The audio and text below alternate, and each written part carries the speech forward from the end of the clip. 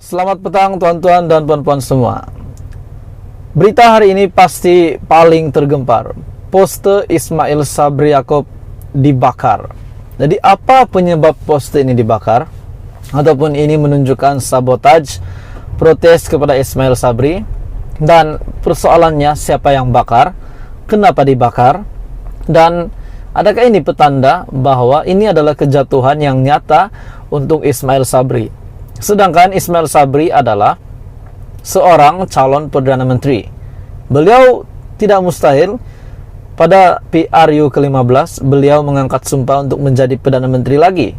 Itu tidak mustahil. Namun ini pasti menggemparkan berita hari ini. PRU 15 poster Perdana Menteri sementara kita di Kuala Kedah pula dibakar.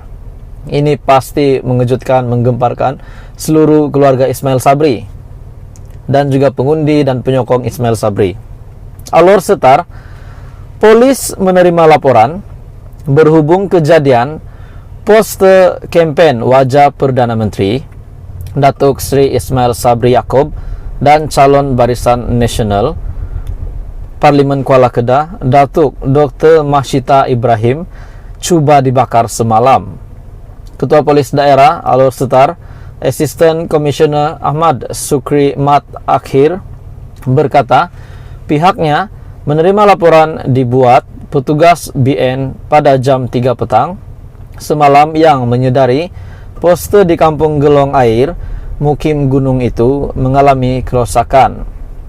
Katanya pengadu yang mengesyaki berlakunya unsur khianat terhadap poster kempen Barisan Nasional bagi PRU ke-15 kemudian segera membuat polis. Ini juga menunjukkan satu unsur khianat kepada Ismail Sabri dan juga calon di Parlimen Kuala Kedah Datuk Dr. Mahsyita Ibrahim. Susulan itu polis melakukan siasatan mengikut Section 4A dalam kurungan 1 Akta Kesalahan Pilihan Raya 1954, Section 435 Kanun Keseksaan kerana kesalahan membakar. Siasatan dijalankan untuk mengenal pasti mereka yang terbabit melakukan perbuatan membakar poster itu, katanya ketika dihubungi. Sementara itu, Naib Ketua UMNO bahagian Kuala Kedah Datuk Abdul Muthalib Harun berkata pihaknya kesal dengan perbuatan khianat yang berlaku itu. Saya harap tiada lagi perbuatan seperti itu berlaku selepas ini. Semua penyokong parti perlu berkempen secara berhema dan elak melakukan provokasi yang boleh mendatangkan ketegangan ketika berkempen. Ini pasti mengejutkan Ismail Sabri Yaakob. Ini menunjukkan adakah rakyat di Parlimen Kuala Kedah ini menolak Ismail Sabri mentah-mentah, ataupun hanya haters kepada Ismail Sabri yang tidak menyokongnya, ataupun mungkin Ismail Sabri dan juga calon daripada Parlimen Kuala Kedah, calon Barisan Nasional Datuk Dr. Mahsyita Ibrahim, setelah kejadian ini berlaku, poster ini dibakar. Melalui berita ini, poster ini coba dibakar semalam. Ini pasti mengejutkan mereka.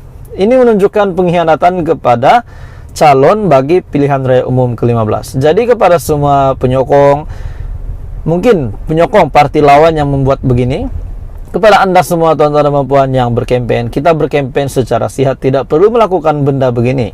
Ini menunjukkan yang bahwa kita masih belum matang di dalam politik. Apapun tuan-tuan dan puan, berita ini pasti mengejutkan Ismail Sabri. Tuan-tuan dan puan, kita mendengar setiap hari Anwar bergabung dengan Zahid. Ada yang kata Muhyiddin yang akan bergabung dengan Zahid Hamidi. Pendek kata Perikatan Nasional bergabung dengan Barisan Nasional. Bahkan Taqiyuddin sendiri daripada Perikatan Nasional, daripada PAS, membuat kenyataan bahwa satu-satunya parti yang mereka akan bergabung adalah Barisan Nasional. Makna kata Muhyiddin dan Zahid Hamidi akan bergabung. Ada juga tular di media sosial berkenaan dengan kabinet, kononnya ini kabinet yang dibuat, yaitu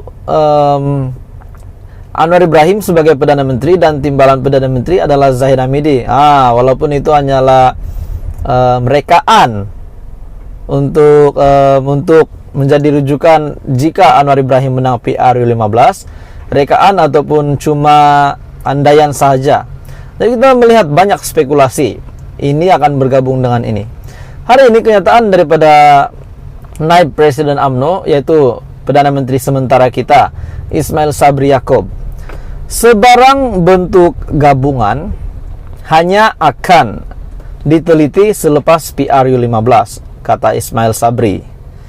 Hanya majelis tertinggi parti yang boleh membuat keputusan apa sahaja, kemungkinan sama ada Barisan Nasional akan bergabung dengan mana-mana pihak selepas pilihan raya umum ke-15.